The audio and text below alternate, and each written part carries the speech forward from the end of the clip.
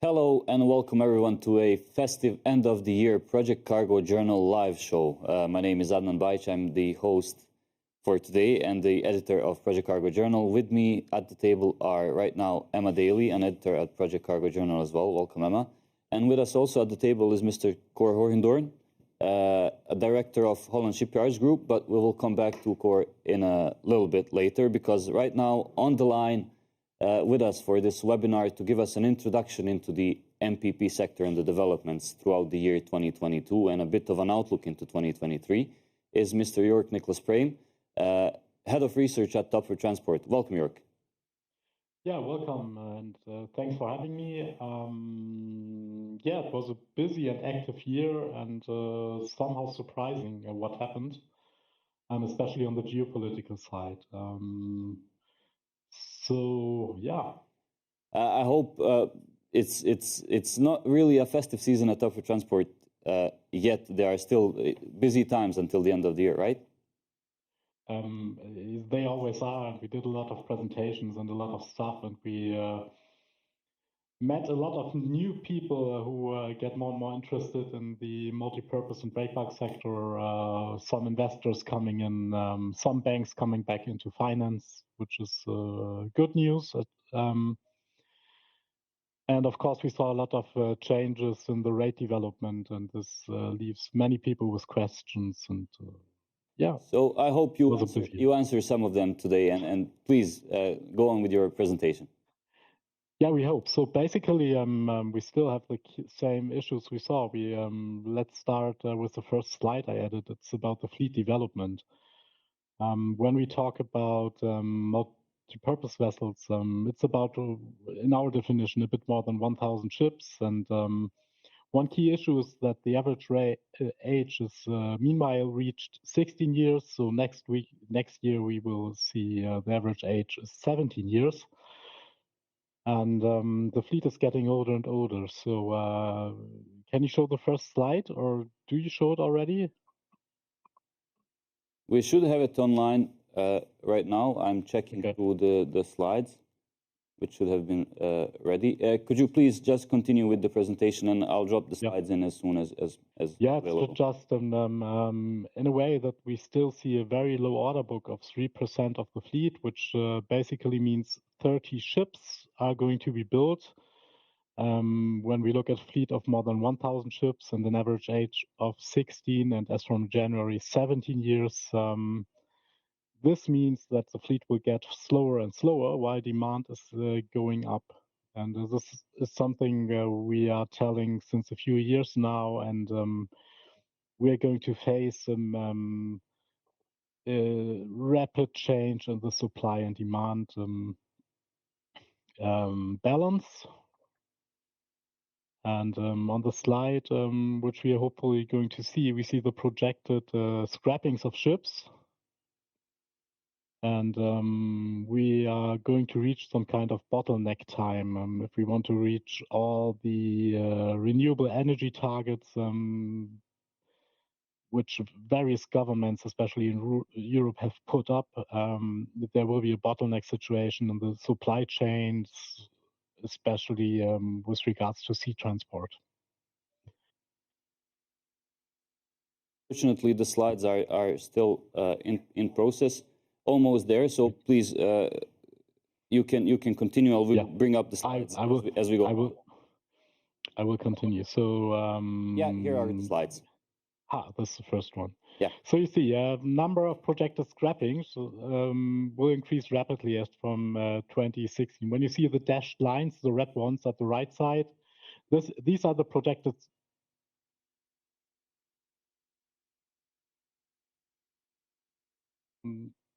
Ones are the deliveries. So we see there was a huge amount of deliveries in the early 2000s until, say, 2011. And looking at the red bars, we see the fleet will be getting smaller and smaller. We have almost no deliveries, no orders in production.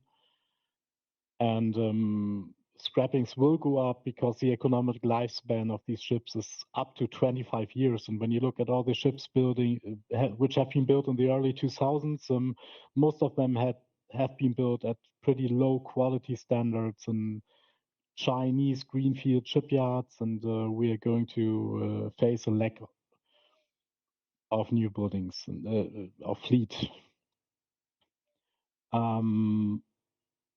Scrapping may even be accelerated by age restrictions with regards to cargo insurance and environmental regulations, because in the early 2000s the ships have been built with very high consumption engines, and the regulations for green shipping are increasing, and we have to see if it will be commercially feasible to further keep these old ships going. Are there any developments in terms of new technology that would be conducive to keeping these vessels running? And not in a way. There are the typical things like shaft engine power limitation or slow steaming or things like that, or installation of further scrubbers and similar things. But when a ship reaches a certain age, it doesn't make sense to do high investments. So buying a scrubber for $500,000 doesn't make sense if the ship only has 5 years until it will be scrapped. And what time does it take for such an investment to, let's say, repay itself on a vessel? It really depends on the market. In today's market, it would be pretty quick, but that's not the average market. And maybe it takes 7 to 10 years for a scrubber, for example. And also depends on the fuels, on the fuel prices, of course, which are very volatile these days. And is there a predicted trend in terms of the fuel prices, or is it something that's hard to predict? It's hard to predict these days with too many geopolitical factors stepping in. Also, all this fuel and green energy discussion puts harm onto new buildings, but I will come later to this. Yeah. Please do continue. So the next slide I prepared is about the rate development, which looks pretty well. This is the rate development of the past 10 years for an F-type typical workhorse vessel. It's 12,500 deadweight, geared between 2 times 120 up to 2 times 180 metric tons. And what we saw in the past 18 months, I think most people watching us here felt it and saw it. The rates went up rapidly by a heavily increasing demand, which could be foreseen for MPP ships, and at the same time with a lot of overspill and well-paying cargoes from the container operators. And the container guys took a lot of MPP vessels to be operated on container services. So this, of course, was good from an owner perspective and carrier perspective, because the rates went up from a pretty unhealthy level. So it was still enough to survive somehow to, again, healthy levels. And then it was a bit overheated. And we see some kind of correction movement over the past month. Since summer, the rates go down by about 6% every month.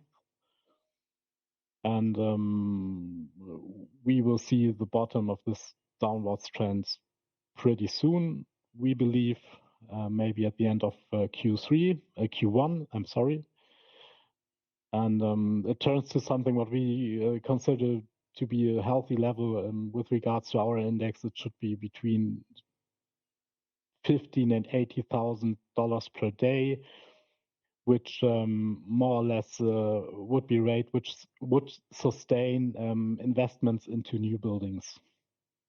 Of course, you have to earn money, and you have to have a long perspective of earning money in order to do such investment. And is there much investment right now, since, well, the market is still in a bit of a healthy space? Not yet, and there are various reasons. There are uncertainties. We see the rates going down. The interest rates are going up, which is a harm to every kind of calculation you do.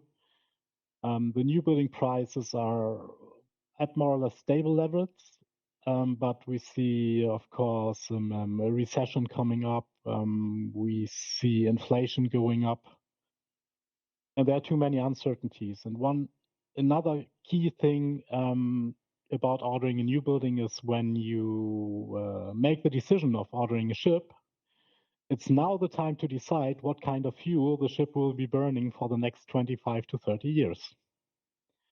And multi-purpose ships are calling niche ports. They're not doing all the main ports. So if you decide to go for a certain fuel, you don't know if the infrastructure will be available or if the fuel itself will be available at the ports you are calling. It's high risk, and the risk stays alone with the parties ordering the ships and the investors behind. And it's very difficult to take that risk and to be an early adopter of what kind of green fuel technology ever. What are the main options right now in consideration in terms of fuels? You can go for methanol, you can go for ammonia, you can do a modular diesel electric system where you can quickly exchange the power source, which is driving the generators, and then the electric main engine. You can go for dual fuel things, but these all are large investments.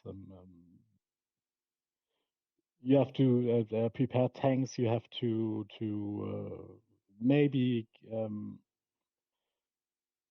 you maybe lose some cargo space due to the tank arrangements required for green fuels. And there are so many uncertainties and unknown factors which make owners hesitant to order ships. And when ordering a new vessel, is there a place for or enough time to, let's say, wait for the right technology to come up, maybe ordering vessels that are, let's say, ammonia ready or methanol ready, but use the conventional fuel for the time being? You can do that. Having a ship getting the ammonia ready or methanol ready notation costs about 2 million extra. But then you have to keep in mind that when it's ready, it's not really ready. So you have to do various adjustments and investments later. And if it's methanol ready and the fuel of the future will turn out to be ammonia, then you have a methanol ready ship, and it doesn't help you any step further. Okay. And in terms of construction, where do you see the most new builds or new vessels being built and ordered? That's a difficult question. At the moment, except for 4 ships which are being built by a Dutch shipyard in Germany, the whole order book in the MPP fleet comes from China. There's only one place building it, and with all the political uncertainties in this regards, we have some kind of cluster risk if all these ships, which are already only few ships, will be delivered to the market. And when you look at the order book, most of the ships which are on order and under construction these days are already fixed for long-term contracts as from delivery, so we won't see them in the open market. And you have also sent in a new slide. As basically, it shows that Chinese ship owners order and the South Korean ship owners order. Can you tell us a bit more about this? Yeah, this is nice one which has been done by the German Shipbuilding and Ship Technology Association. We are a member of that. It's this who orders where, and it's like Chinese ship owners order 99% of their new buildings domestically, only 1% abroad. In South Korea, it's 9% abroad. In Japan, it's about 30% abroad. And they have a good local finance scheme to make people order a lot of ships domestically. And then when we look at Europe, only 5% of the fleet will be ordered within the EU, or currently is being ordered. When we look at the key markets we are monitoring, so it's 4 ships out of 30 in the MPP sphere, or it's 40% of the order book in the backbone of our European economy. It's short sea shipping. When you look at short sea shipping, almost 60% of cargo going in and out European ports are short sea bound. And in some countries, it goes up to 85%. They are really dependent on short sea shipping.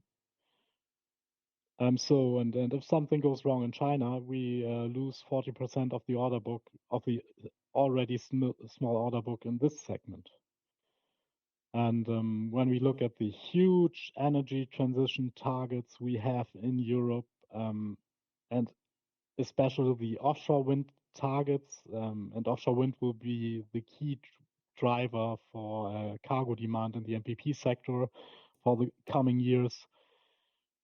There will be not a lot of infrastructure and fleet required to make this feasible. And then we all should look at if it's good to buy the ships and build the ships where the cheapest, or should we create some kind of minimum supply from local sources to be safe, to get the ships and to see the ships and to avoid cluster risks. And for this, we are strong supporter of building a European framework, which on the political side, also to support shipbuilding and to start incentives to build more ships in Europe. Also to keep the know-how and the abilities and the workforce at the shipyards, and it's about protecting the European economic interests by taking care that a minimum supply of fleet comes from local sources. And what local sources are there right now in Europe? Of course, there is a very strong Dutch shipbuilding industry with regards to cargo ships. They learned a lot how to structure a shipyard, to do serious shipbuilding, to source out parts of the work or even the construction of the hulls.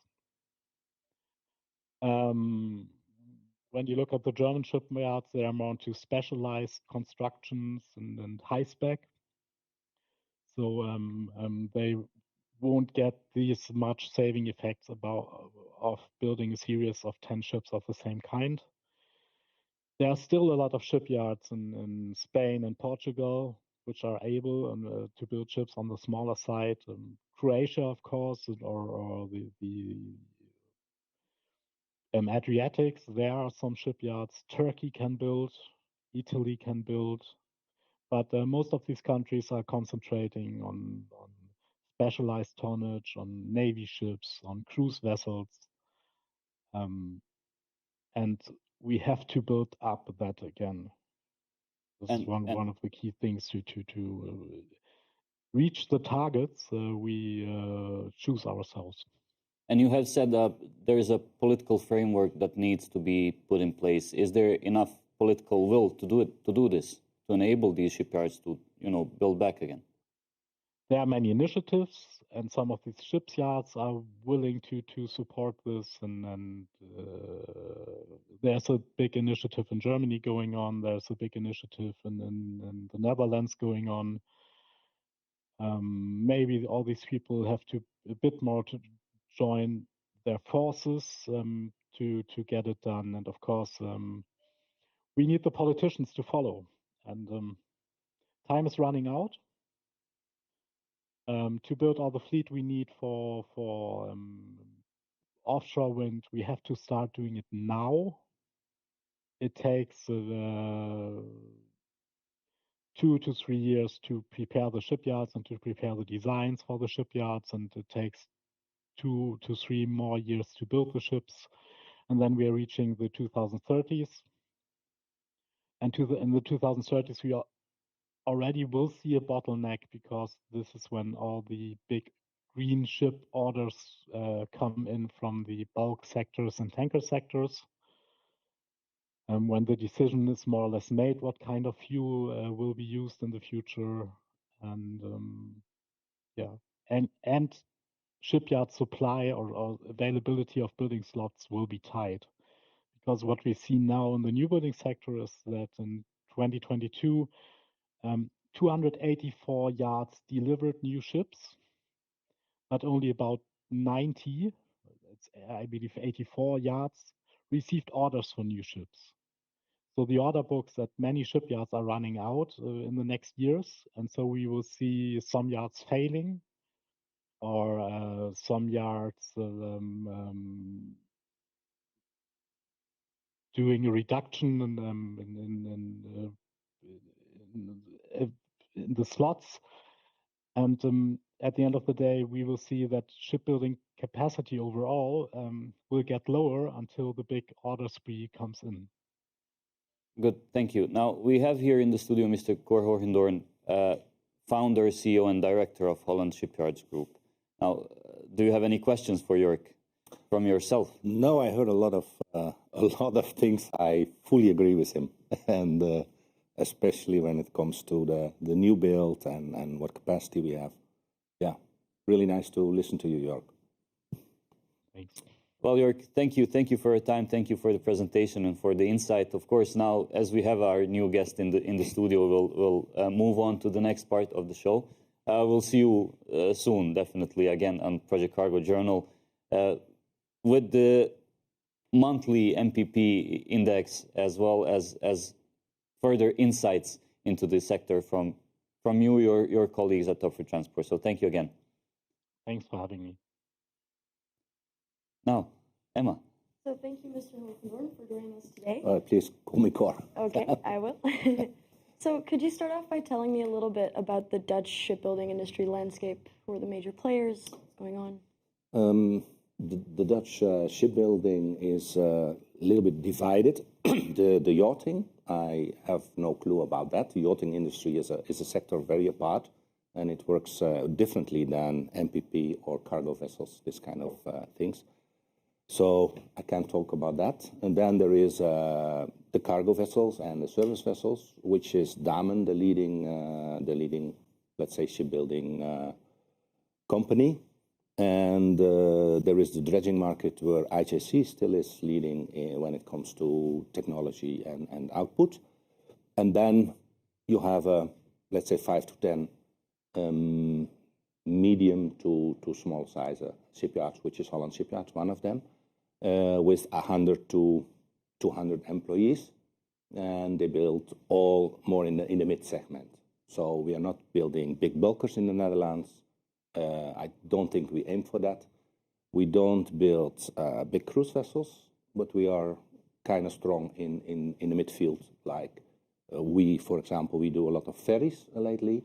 In the north, there is a bunch of shipbuilders who do coastal vessels, tugboats every now and then, but most we are focused on specialized vessels.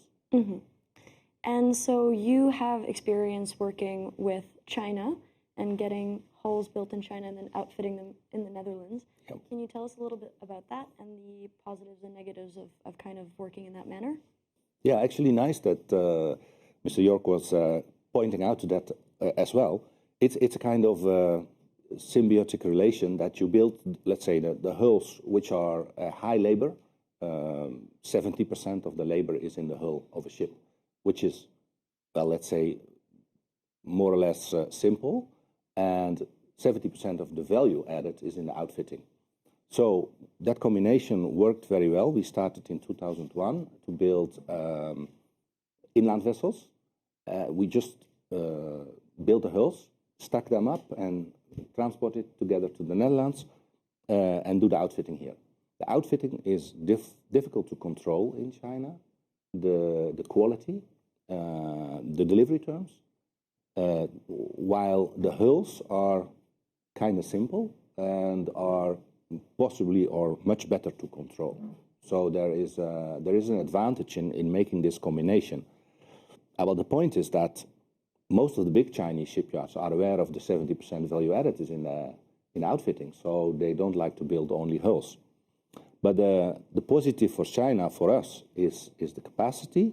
They're big. They're thinking big. They can do big-scale jobs.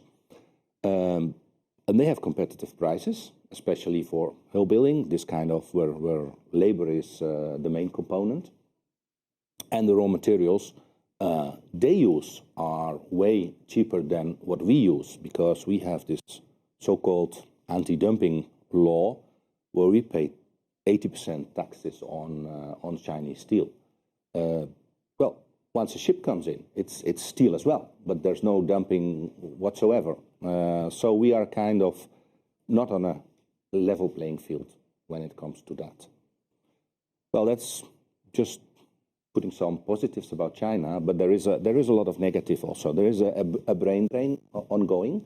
So we build like 1, 2, 3, 5 ships, and then the next 5 are going directly from the client to the Chinese shipyards. So they are learning very fast.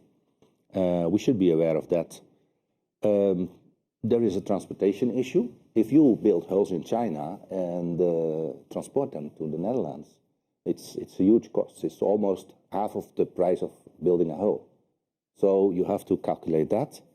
Need of surveyors to keep that, at least the delivery time, a little bit into the schedule, and the control to control the quality. Well, we have this culture issue in the Netherlands, and I think more in Western Europe we have a kind of win-win culture, which, okay, if we can make together something, we gain, both of us gain something, and well, that's not obvious in the Chinese culture. So they're not really calculating like win-win, but it's more a win-lose situation. And our clients are still hesitant to order ships which come from China, because during the COVID, we saw what happened. They locked the country, very simple. Well, we don't call it a stable political situation. That's more or less the pro and cons for the Chinese building when it comes to me. Yeah. And then how does that contrast with building in the Netherlands then? Well, it's more easy to control. You have it kind of in your own hand. You're not subcontracting it. Most of the outfitting items are Western make. Well, maybe Japan, maybe USA, but Caterpillar, let's say all the big suppliers are kind of here. So we can buy it as well as the Chinese can buy it, but it's the same price. So there's no advantage to that. On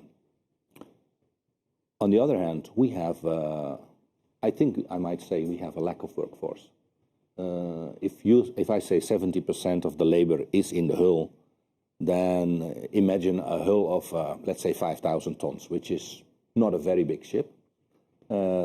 Take 70 hours per ton, how we calculate, then you have 350,000 hours to just build the hull, which is kind of a lot. You need 200 people only on one hull, a year long. So we don't have that capacity. So we focus on, that's why we mainly focus on outfitting or on mid-size and smaller vessels. Yeah. And so up until what point can the Dutch compete with China in terms of building vessels, in terms of size of vessel? If you say just completely built, then we focus on the smaller scale vessels, like 500-ton hull weight, 1,000-ton hull weight, and complex outfitting. If it's if you can outsource the hull to China and do the outfitting here, which is a kind of calculation, well, then we can compete with any size. But that's another approach. It's not giving the orders to China, but more or less taking the hulls here. So essentially, the Netherlands is very competitive in terms of complexity, outfitting, innovation, and China will have the advantage when it comes to building larger, simpler things and in wider series? Well, they're not so much interested in smaller series and smaller ships. We build like 125 hulls, something like that in China. And the most of the problems we had was with the smaller hulls, like 300-ton casco weight, hull weight, and only one off. Then they're actually not interested. But because you're a client and, okay, they say, well, we build it for you, but they're not really interested. When you come with bigger ones, you come with bigger volumes, you say, okay, we want 5, we want 10. Okay, then it starts for them to be interested. So let's say the smaller ones, we absolutely can compete. Yeah. And so what can the Netherlands, well, Dutch shipyards do to stay competitive in those sense? As a shipyard, I think we should think out of the box. And a lot of shipyards already do. That we built hulls in Poland before and still building hulls in Poland, build hulls in Romania. That's a way to think. Nowadays, people are going to India, to Vietnam. But try to keep the knowledge inside, because we don't want really a brain. On the other hand, political, and that's what I heard Yorck say also. Let's say that 80% anti-dump on steel. Last year, I'm doing this for 40 years almost, and normally the steel price is like 80 cents to €1 per kilo. That was always gradually going up with inflation. Last year we faced 2.6 euros per kilo. That is like 3 times, 4 times the price. In China, the price has hardly moved. So they're kind of controlling the steel price. And on that, on top of that, we have this 80%. When we take the hull, there's no 80% import tax. So maybe we could delete that. Let's say, especially since also a lot of steel came from Ukraine. And we all know that the mills there have big problems and are not producing anymore steel. And do you agree that there should also perhaps be a focus on innovation? Because we talk about maybe keeping the knowledge in Europe, but I think eventually China will always kind of catch on. Yeah. So we have to stay ahead. We have to. Yeah, we have to. Because if we have long delivery terms, if we have big volumes, the whole world is our competitor. That is obvious with shipbuilding, because by oceans you can go anywhere. So we have to stay ahead, but also we could have, the political scene could be a little bit more protective. For example, IJC is one of the famous dredger builders. But for China now, they join with somebody and they're building their own dredgers with IJC technology.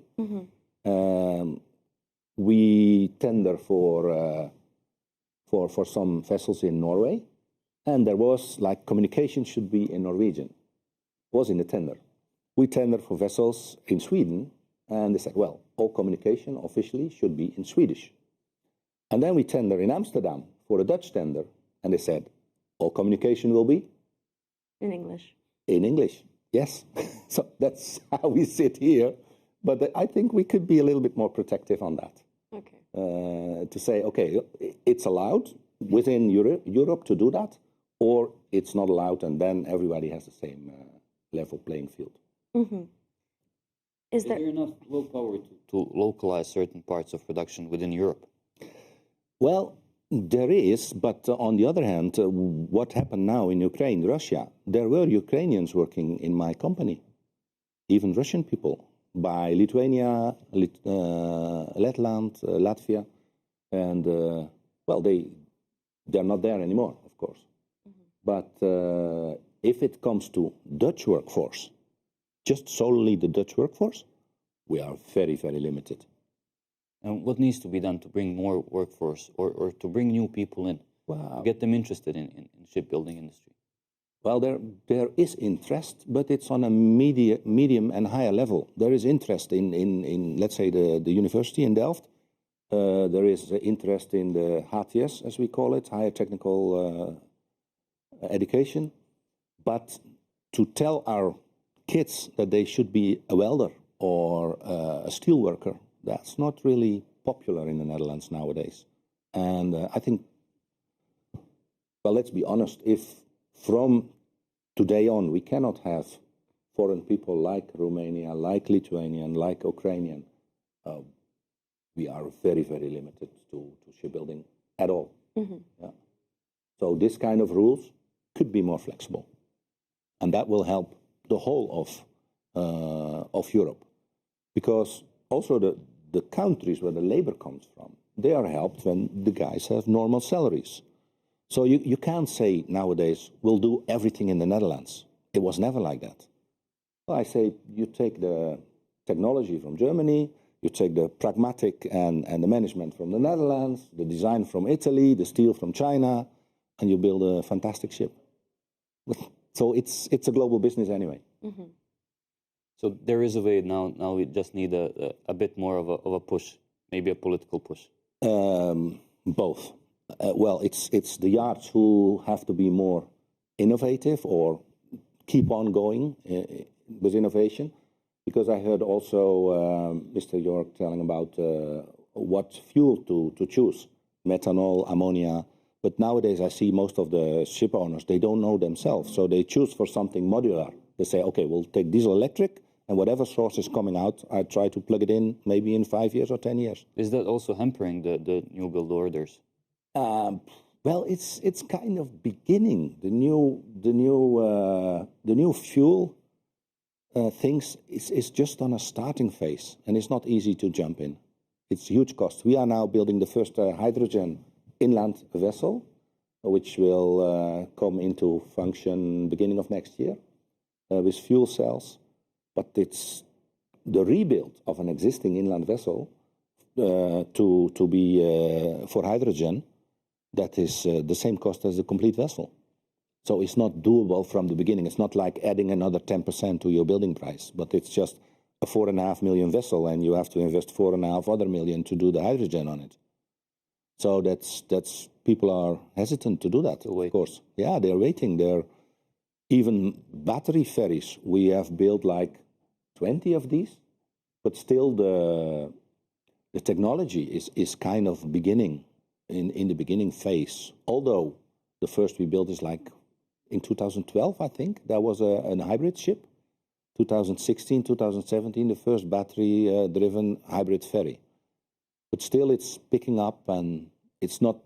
It's like Tesla in the beginning. That you have some cars, and you see now every now and then you see some in the streets, but it's not main dish. No, not mainstream.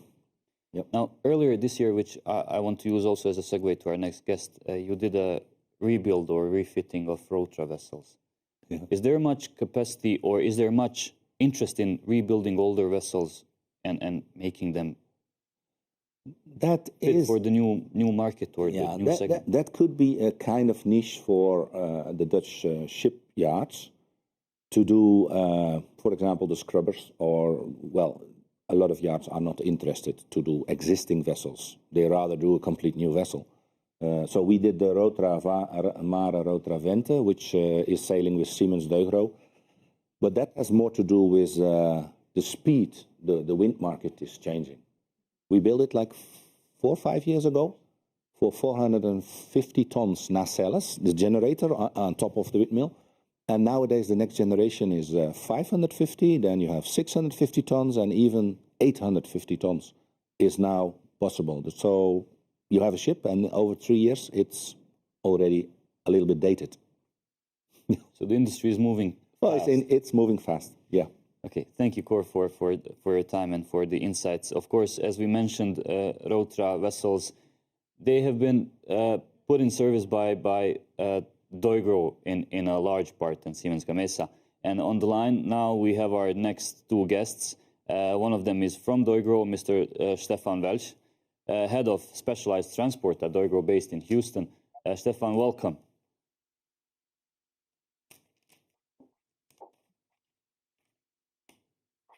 Stefan, can you hear us? Yes. Thank you very much for having me, and good afternoon to everybody. Good morning here in the US. It's quite early in the US, isn't it? Yeah, it's 20 to 6. Okay, so you will be finished with the webinar and then off to work. Possibly, yes. It's a good warm up then. Okay, so also on the line we have Mr. Marc Willim, a general manager chartering from AAL Shipping. So these are two people who can tell us a bit more about the industry in general in terms of moving cargo on a vessel and basically from a project logistics perspective. Marc, welcome as well. Good afternoon, everyone. Yeah, for you it's afternoon. You are based in Singapore, right? For us, it's already almost evening, 20 to 8. Okay, so we have a global studio setting right now. For two of you, of course, thank you for taking your time to be with us in a bit of a peculiar time frame for you too. But Mr. Willim, if I can start with you, you have already started a new building program. We have been already speaking about new vessels, shipping, shipbuilding. How is it for AAL? Was it easy to make a decision now? The decision was made actually already quite a while back, but due to the complication, we talked about this dual fuel engines. Do we go with hydrogen? Do we go with methanol? Do we go with LNG? There was indeed a long process to design these ships because they are not just built off the shelf. We designed them together with our sister company CSM on the technical side and really custom made them. Cor just mentioned that one of the issues, of course, you design a ship which then has to be on the water for 15 to 20 years. And unfortunately, especially the offshore wind industry, which is required for reaching, hopefully, the green energy targets, is moving rapidly forward with heavier nacelles, with longer blades. So it was not an easy process, but we are confident that these ships are built to presently the most modern standard and that they will be in the water and serve the industry for the time to come. Okay. And Stefan, as the topic of the webinar was a bit of a look into the 2022 and the market developments, could you give us an overview of what went on in the project logistics sector throughout the year? So far, it's been a year with mixed opportunities. We had an uptick in freight inquiries as such, quite a lot actually. In fact, if that all materializes when it should be in 2022, 23 and 24, we are actually off to a very good start in 2023. Also talking to vendors of ours, their order books are full, at least until March, and also the industry, such clients, especially in the power generating industry, their order books are full as well. So we had a bit of a year with mixed opportunities, a little bit more optimistic for next year. And what were the, let's say, the projects or the industry that deugro was involved in? You are, of course, based in the United States. Can you share a bit more insight into that part of the market? Yes, basically all major industries such as the EPCs and oil and gas, power generation, heavy industries. Of course, oil and gas has a resurgence since the first quarter of 2022 when the prices of a barrel of oil we haven't seen for a long time. In general, that's mostly the projects we attend to. deugro historically is a project logistics forwarder that is geared towards capital projects in the petrochemical areas, and that's what we are focusing on, and that what we are thinking next year will take off pretty much. And for you, Marc, as a carrier or a shipping company, how was the market in 2022 from your side? I was honestly, we all have seen it in the newspapers and we have seen it everywhere. So every shipping company this year has prospered. For us, as we are concentrating on the major markets in Australia, in Mexico, the United States, as well as in Europe, I can just confirm what Mr. Welch just said, that oil and gas was prospering, is prospering in the United States. There are a lot of power plant projects ongoing, as well as ongoing, and will go well into 2023, maybe even 2024. On the European side, we have, of course, a massive import of wind energy components from China, from India. So the ships are all full with really project cargo. But again, there was maybe a bit of a split in the first half still with the overlap from the containers. So there was a lot of steel cargoes, a lot of pelletized cargoes, which traditionally went on the container ships, which couldn't be transported. This has died down a little bit, as obviously capacity on the container market is there again. But we are very confident that in the MPP sector, there will be an ongoing demand for our kind of ships. Might it be now the smaller ones, which Yorck was referring to in his presentation earlier, or on the bigger segments in the region between 20 and 35,000 tons deadweight, which we are operating in. And from both of your sides, you experience some port congestion or port closures. For you, Mr. Welch, how was it in the United States? We read throughout the year that there were some port congestion, and how did this affect project logistics? Oh yeah, I mean it's a well-known fact that the West Coast was very much congested even before 2022. It all started.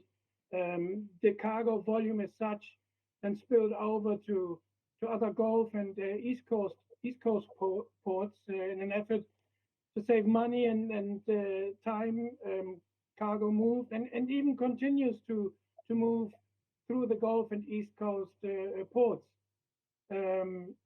Of course, this is additional business that's very welcome, but it puts a strain onto the port's own capacities and resulting in consequences such as docking delays and terminal congestion, and as well as labor shortage. Some of it that's still COVID related.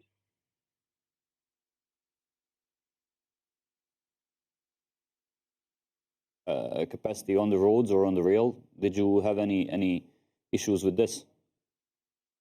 Capacities on the rail, not so much. What in terms of rail happened is just the intermodal service of containers that was quite affected.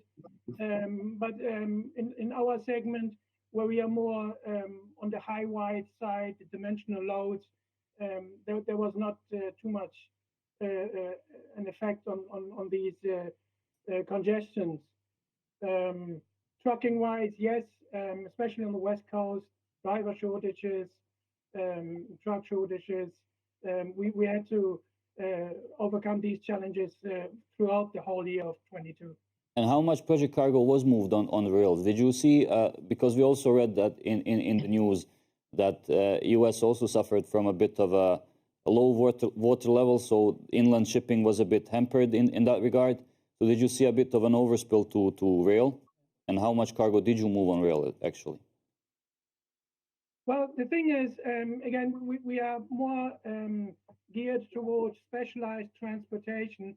So when our project cargo goes on a barge, it's mostly because it cannot even go by rail. So supposing the low water levels that you also faced in Europe, we have over here, maybe not as strong as you had in Europe, but with these water levels, our project cargo, if we had any issues, which we didn't, fortunately, we would probably have to result in staging cargo or something like this.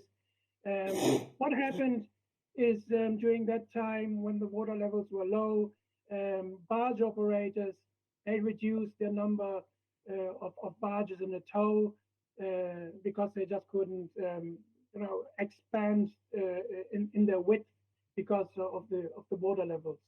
But on the project side, we have not seen much interruption. Okay. And as for rail specifically, which I have to ask, is that you provide your own technology for your clients. And can you tell us a bit more about this? Yes. So deugro operates a 16-axle specialized rail car. We fondly call it STUSI. It's kind of a play of words.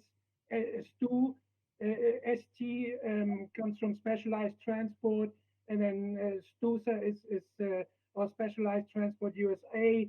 So STUSI we call our rail car as such. It's a very unique type of heavy-duty rail car that allows to carry cargo in excess of 800,000 pounds.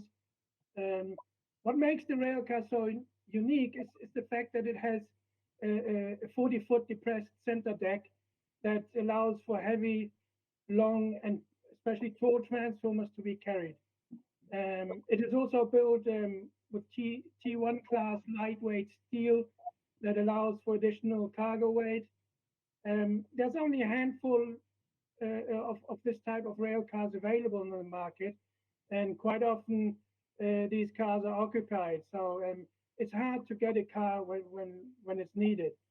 deugro currently has the car on a long-term lease, and to further strengthen our presence in the North American market, and also to provide a competitive edge in a sometimes very fiercely competitive environment.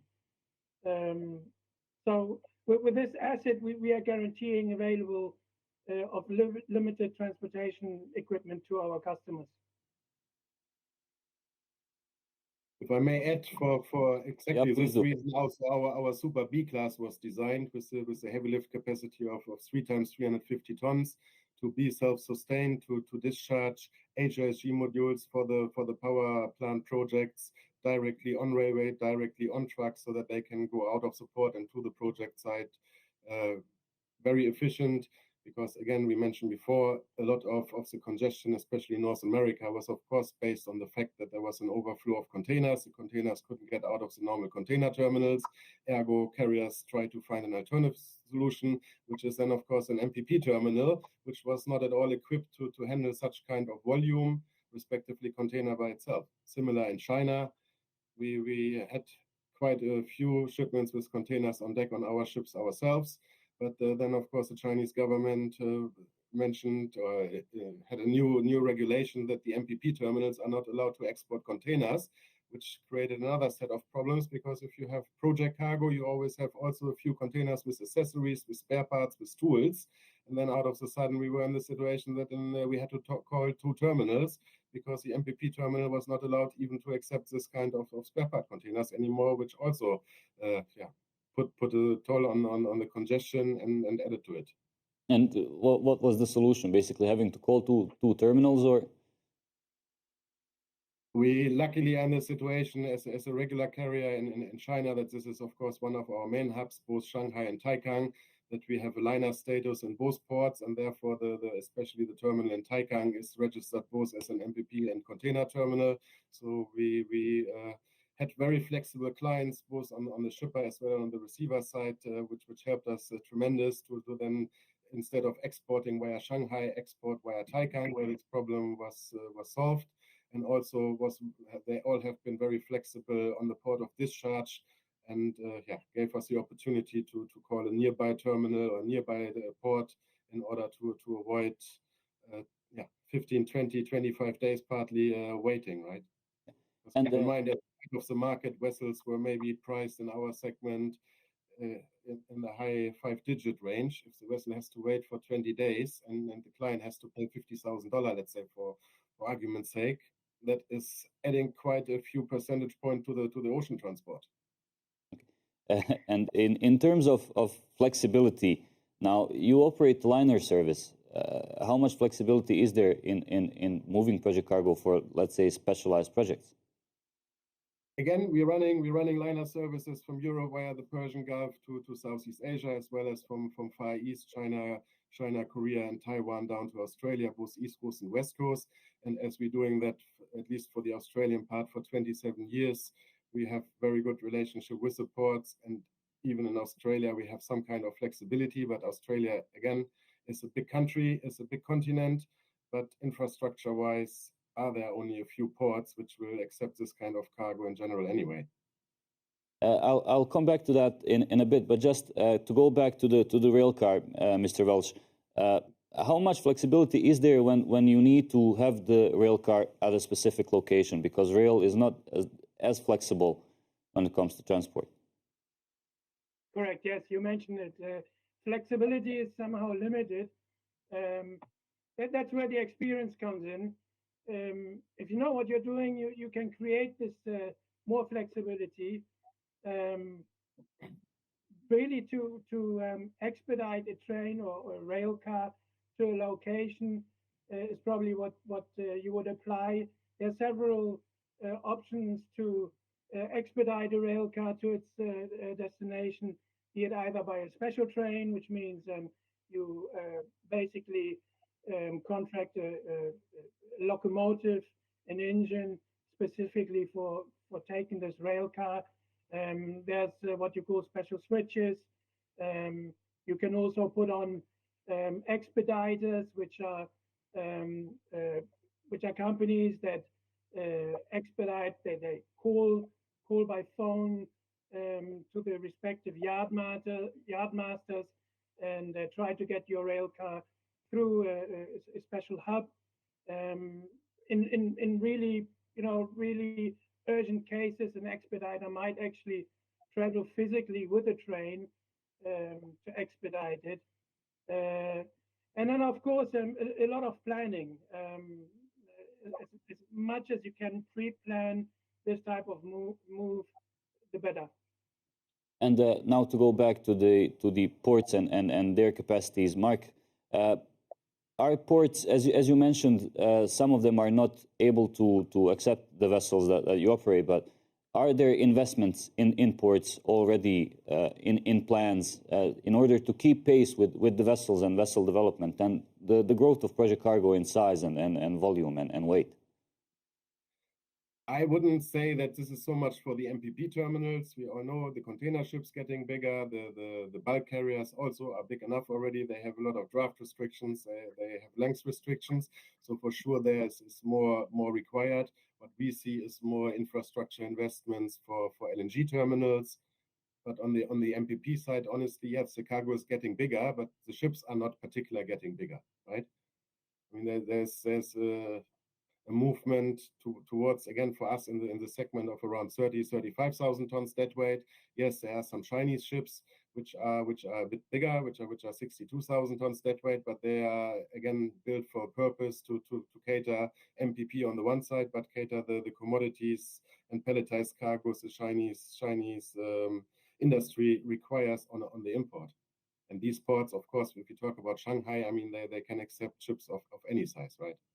So, but we don't really see a specific investment scheme somewhere. Is it Europe? Is it Australia? Is it North America, South America? That the port authorities or private investors are having a massive investment into port infrastructure. They rather going really to get new power plants financed, to get new power plants on the road, on the field, building LNG facilities in order to substitute, unfortunately, the gas which can't come by pipeline to Europe, especially anymore. Yeah, and your opinion on the same question, Stefan, please. Yeah, I mean, as Marc mentioned, I was actually a little bit distracted here. Apologize for that. But yes, the vessel situation is still very impacting on the rate level. A lot of MPP vessels have been used even for container shipments. So we are lacking space ourselves for our project cargo. Yeah, well, put it back to you. Yeah, just to end the live show, I would like both of you to give a bit of an outlook to 2023 from your perspectives. Stefan, we can start with you since you are on the screen right now. Yeah, so yeah, looking up here some notes.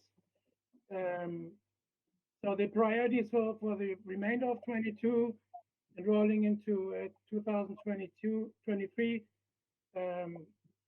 we continue to navigate the challenging market conditions for our clients. And order books are full again.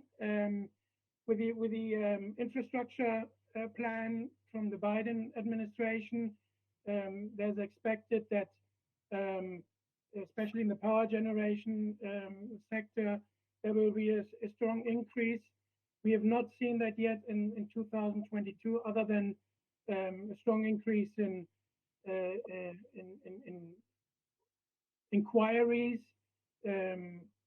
So we do get feedback from clients that their order books are full. So we do expect a positive, optimistic year for 2023, possibly better than 2022. Although we are still kind of limited with the general geopolitical situation. You talk about Ukraine, also on an economical point of view, whereby central banks are raising interest rates, and this reduces money for investment. But in general, we are seeing a better outlook for 2023. And Mark, from your side. From our side, I can just mirror that. We are very confident on all the markets, North America, Central America, Mexico. There will be ongoing projects. There will be new projects coming, which are just in the start phase. So for the oil and gas, for the LNG, for the power generation sector, we were very confident for North America. Europe, the order books are full for more windmill fields to be installed. So we are also very confident for Europe, even though we unfortunately have to see how this situation in Eastern Europe, the war will proceed, and if they can finally find an end, which will then obviously shift a bit of attraction into the Black Sea area again. But we see a lot of imports coming still from Asia. Australia equally is having a strong push for green energy. A lot of wind parks are still built, in the process. More are expected. So Persian Gulf, not to forget, we have the North Field expansion project over there, which is a multi-billion-dollar project, and just the first phase of probably 3 phases to come to generate even more LNG for Qatar or out of Qatar. So we are very, very confident that at least for the medium future, that there will be a good outlook for the MPP market. Also seeing what Yorck mentioned beforehand, there was a big push of new buildings at the beginning. These ships getting older, they are not fuel efficient. It's too expensive to upgrade them, even though you downgrade the engines and you give the hull a new painting to make them a bit more efficient. That is by far not enough to reach the regulations coming in place. So there will be some scrapping going on, which should be a good future for all of us in the MPP and project world. Good, thank you. Yeah, Cor has a question. So yeah, Marc, I hear your positive forecast, but on the other hand, let's say as a general investor, you have to decide based on 15 years of low and 2 years sky high. This seems so very volatile. It was never before. So how can you predict for a longer term based on these numbers? Nobody can predict that, right? But our fleet, even though it's the youngest in the segment, is also coming at an age where the ships which we operate are 10 years old already. So we also need to make an intermediate step before 2030 comes to have some newer ships to test the waters, because this is the first time that we will build multi-purpose ships with a bridge forward. So that is an entire new field for us. And yeah, time will say, because again, we mentioned before with the fuel, nobody knows that. So our engines are dual fuel ready, but we haven't decided yet. We haven't built any tanks or additional tanks to get away from the normal fuel which we are using presently. Yeah, but is the market more volatile than before, or was it always like this? Ups and downs. I mean, the market rates are volatile. There is enough cargo. Our ships are full. Yes, they are not anymore at the same rates where we were talking about maybe 3 months ago, 6 months ago, 8 months ago. But the ships are full, and the ships are full with project cargo, with steel, with pipes, with generators, with windmill equipment, with all sorts HISG modules for the power plants. So there are ongoing projects, and we see that for the near future, definitely on the wind side. But yes, it is a big risk. It is obviously a big risk to build 6 ships of 32,000 tons dead weight with a lot of steel, with triple decks, with 3 heavy cranes of 350 tons. That is a massive investment for our group, definitely. Thank you very much. Yeah. Thank you. Well, thank you all for taking part in our live show for the end of the year. Now, it's not the end of the year for us at Project Cargo Journal. Of course, we have new plans for 2023. Now, with us here at the table is Mari van Leyen. Yes. Editor at railfred.com, our sister company or sister website, as we should say. Now, we have our annual Project Cargo Summit, and it always takes place in September. Next year, we also have our dates ready, of course, for September 6th and 7th, so mark the dates. Now, there is a bit of a change for next year. Can you tell us a bit more about this? It happens to be so that we're also organizing an event on 6 and 7 September. So we thought it's a good idea to merge our efforts and to have a collective or big day on which both of us have our events. And the big benefit of that is that both our audiences will be able to meet. Yeah. So there will be 2 events. We don't know the location yet. We know the date, 6 and 7 September. Both of these events will take place on the same location, same date, but then the networking of the event will be both of these audiences. And we're doing that because we found a lot of synergies between our industries. Yeah, definitely. And you said on the same location, which means that Project Cargo Journal or Project Cargo Summit, should I say, is no longer going to be solely online. We are going physical for 2023. Yes. Yeah, and we don't know the location yet. This will be announced very soon, but we know that's going to happen. And we think, I mean, we are talking about drill. You're also talking about drill. In the minutes I sat here, I heard the word drill coming by a lot. So I think we can find a lot of synergies, and people who are in the project cargo industry may find it interesting to meet up with people from the rail freight industry and the other way around. Yeah, definitely. Well, that's all from us today. Thank you all for watching. Thanks to all our guests for taking their time to be with us today. Of course, my name is Adnan Bajc. With me was my colleague Emma Daly, and that's all from us for today. Take care. Bye-bye.